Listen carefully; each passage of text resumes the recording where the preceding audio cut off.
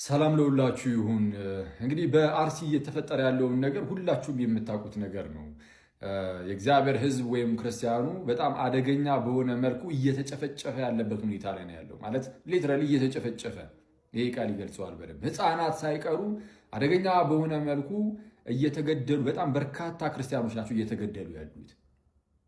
እርግጥ ነው ሰማዕትነት እንግዲህ ለክርስቲያኖች ክብር ሊሆን ይችላል ነውም። ግን ሰማዕትነት ክብር ነው ማለት በሆኖ ባልሆኖ አጋጣሚ የሆኑ ሰዎች እየተነሱ ይህንን የእግዚአብሔርን ሕዝብ ወይም ክርስቲያኑ የማጽዳት ስራ ይሰራሉ፣ እየጨፈጨፉ ይጨርሷቸው ማለት ግን አይደለም እንዴ።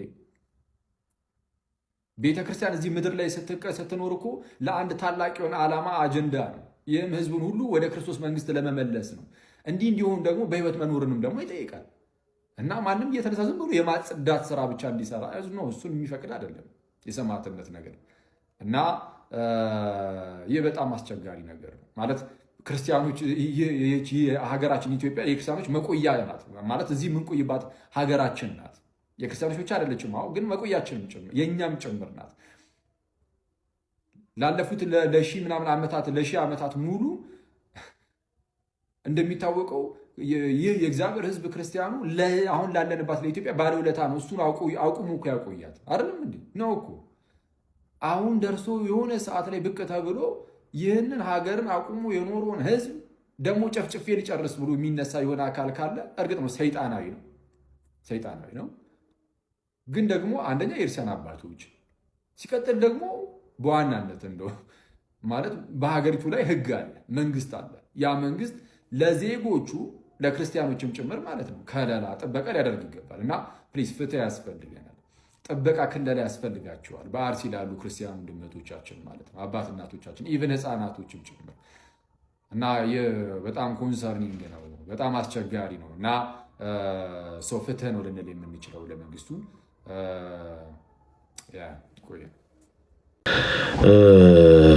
በመላው ዓለም ላይ ያላችሁ ክርስቲያኖች ወንድሞች እንግዲህ በጣም እየሞቱ ባሉ ክርስቲያን እህት ወንድሞቻችን ዙሪያ ያው ሁሉም የየራሱን ጥረት እያደረገ ነው ያለው እና ሁላችሁም ቻሌንጁን እንድትቀላቀሉ በሉል እግዚአብሔር ስም ጠይቃለሁ።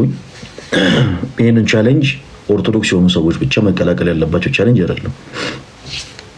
እኛ ክርስቲያኖች የየትኛውም እምነት ተከታይ የሆነ ሰው ፍትህ በተጓደለበት መልኩ ህይወቱን ሲያጣ ፍትህን ሲያጣ እኩል ነው ለሁሉም ነፍሳት የምንጮው እና የትኛውም ቤተ እምነት ተከታይ ሆናችሁ እህት ወንድሞቻችን አብራችሁ ከኛ ጋር እንድትቆሙ በሉል እግዚአብሔር ስም ጠይቃለን።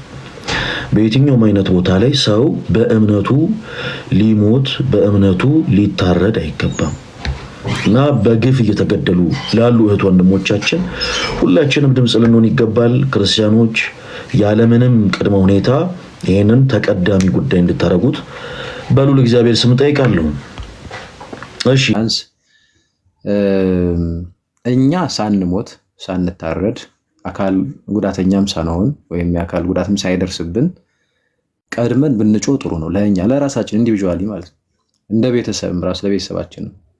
ሲቀጥል ደግሞ እንደ ቤተሰቦቻችን እንደው ቤተሰባችን ስላችሁ እንደ በየስጋውን ነው፣ ግን ቤተሰቦቻችን፣ ወገኖቻችን፣ አካሎቻችን ክርስቲያኖች ከህፃን እስከ አዛውንት ድረስ የተጨፈጨፉ ለተከታታይ ጊዜያት በተለያየ ቦታ ቆዩ እና ዝም ብለን ዝም አል። ብዙዎቻችን ደግሞ የሆነ ቁዘማ ውስጥ ገባን። በቃ ወይ ከደስተው አልሆን ወይ ካዘኑ አልሆን ግራ የተጋባ አይነት ነው የምንኖረው። ብዙዎቻችን እንደዛ በእርግጠኝነት እና ዝም ማለታችን ግን ጥቃቱ አልቆመም። ምክንያቱም ጠላቶቻችን እንደዛ አይደሉ፣ አላማ አላቸው። ቴምፕሬቸራችን ይለካሉ፣ ቴምፖ ይለካሉ፣ ቴምፕሬቸር። ከዛ በኋላ እንግዲህ ወይ እንደ ሀገር የታቀደቅድም ካለ አላቅም እንግዲህ ክርስቲያኖችን የሚያርዱ አካላትን ማለት ነው። እና ዝም ባልን ቁጥር መጨፍጨፍ፣ ዝም ባልን ቁጥር መሳደድ፣ መገደል እንዲህ ነው ያተረፍነው። ስለዚህ ቢያንስ አትግደሉን ብለን መጮህ አለብን አይደል?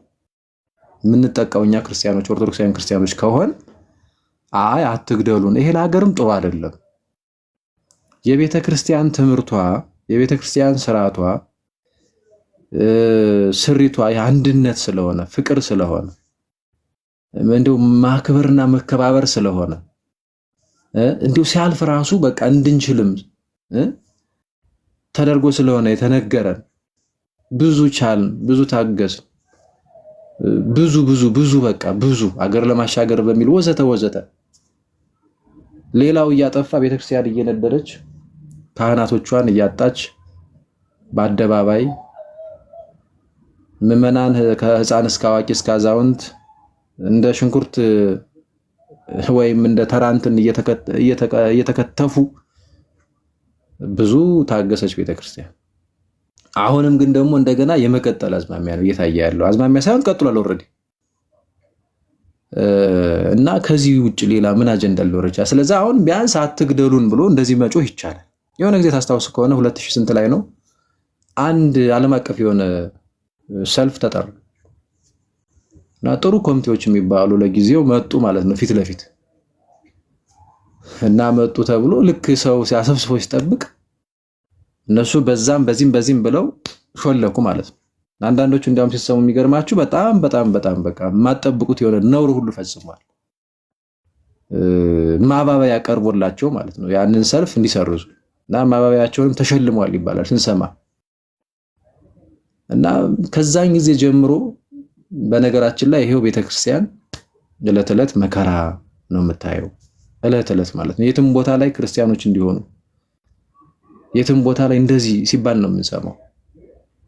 ከዛ መጽሐፉም ዝም ቄሱም ዝም ይሆናል ደግሞ ማለት ነው። ለሆነ ለውጭ ሀገር ዜጋ በሆነ ነገር ለሆነ ምናምን ከመንግስት እስከ ቤተ ክህነት መግለጫ ይወጣል። ለቤተ ክርስቲያን ልጆች ለካህናት ለምዕመናን ሲሆን ደግሞ ዝም ይባላል ማለት ነው። ወይም ደግሞ እንዳው እስቲ እንደዋይ እንዴት ይቀራል እንደው ዝም ብንል ዝም ከምንል አይነት ነገር መግለጫ ይሰጣል ማለት ነው። እና በዚህ መንገድ አሁን ቤተክርስቲያን ልጆቿን በጣም በጣም በጣም በጣም ልጆቿ አደገኛ እንትን ውስጥ ገብተው እንመለከታለን።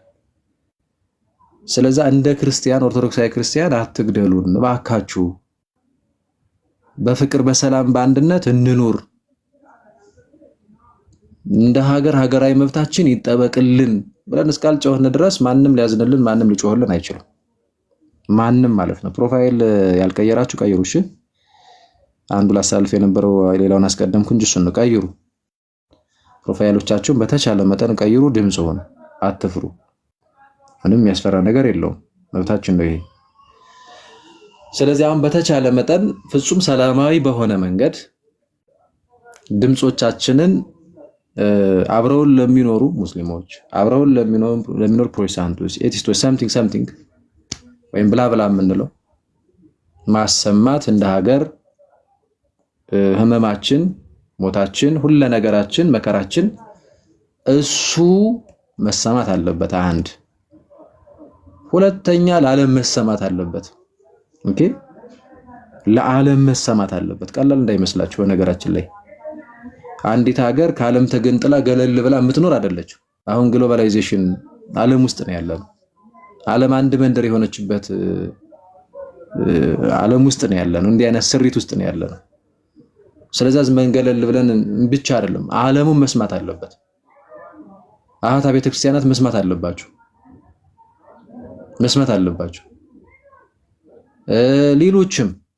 ሌሎችም እንደ በክርስትናው ስራ አለን የሚሉት ኢስተርኖስ ሊሆኑ ይችላሉ።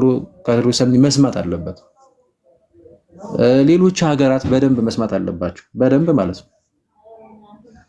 ለዛ ይሄንን የሚሰሙት ቪክቲሞቹ እኛ እስከተናገርን ድረስ እኛ እስከሞገትን ድረስ መብታችን የሚከበረው የመኖር መብታችን ክርስቲያን ሆነን አንገታችንን ደፍተን የምንሄድበት ሳይሆን በገዛ ሀገራችን አንገታችንን ማተባችንን ደብቀን ተሳቀን አሁን ሳይሆን ማተባችንን እንደፈለገው አድርገን አስረን ደረታችንን ነፍተን በክርስትናችን ሳናፍር ቀና ብለን የምንሄድበት እንዲሆን ማለት ነው።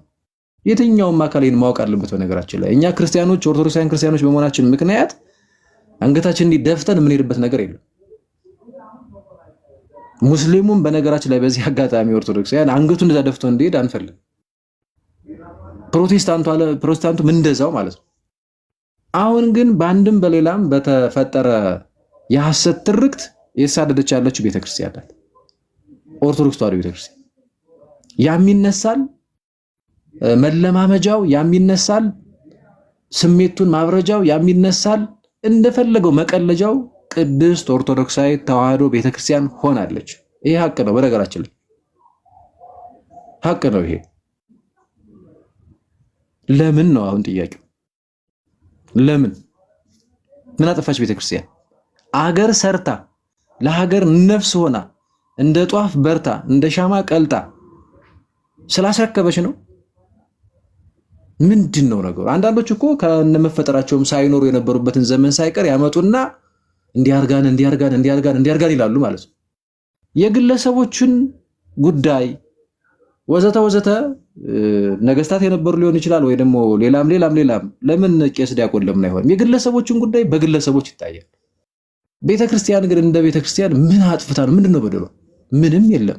ስነ ጽሑፍን ከማስረከብ ውጭ፣ አገርን ሰርታ ከማስረከብ ውጭ፣ በጋራ በፍቅር በአንድነት በፍቅር ባካችሁ ዘረኝነቱ ይቅር የብሔር ምናምን ይቅርና አንድ እንሁን በክርስቶስ አንድ ነው ሁሉም፣ በተለይ ክርስቲያኑ።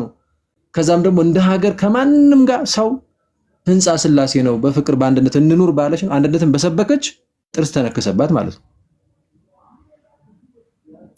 ጥርስ ተነከሰባት። ስለዚህ አሁን ይሄ ነው የምላችሁ። ለዛሬ የሆነ ጋፕ ይፈጠራል አይደለ? እንደዚህ በቃ ሰላም ያገኝ ይመስላል። ነገ ደግሞ ተመልሶ ያው ዝም ባልን ቁጥር ነው የምላችሁ። ስለዚህ በምንም አይነት ታምር አጀንዳችንን መቀየር የለብን እስከምንፈልገው ድረስ ድምጻችን ተሰምቶ ምላሽ እስኪመጣ ድረስ ማለት ነው። መሪያችን እግዚአብሔር ነው። መሪያችን ጠንካራ የሆኑ አባቶቻችን ናቸው። ከዛ ውጪ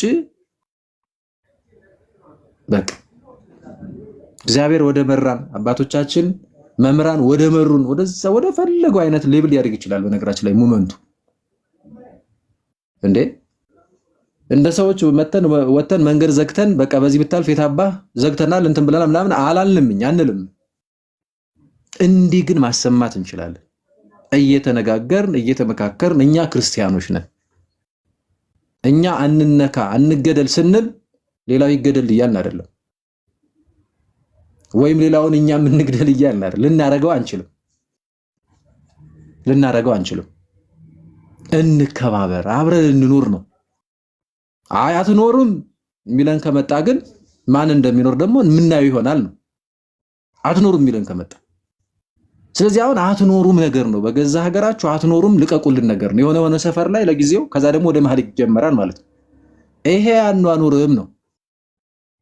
አኗኑርም ይሄ ለሀገር አይሆንም ለማንም ማለት ነው።